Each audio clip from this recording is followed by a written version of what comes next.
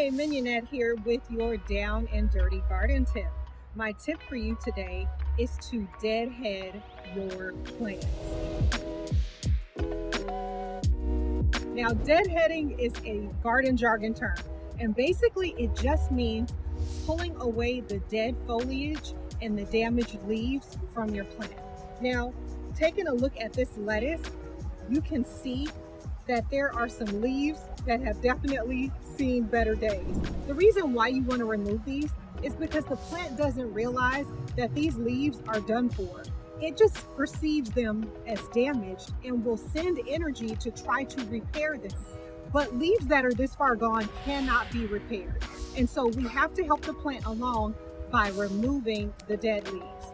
Not only does it just improve the way your plant looks, but it's also going to make your plant more efficient because now your plant can send the energy to the leaves and to the fruit where it matters most. If this garden tip is helpful, head over to Amphy. Do it right now. Sign up for my gardening classes. I want to be part of your gardening journey. Happy growing.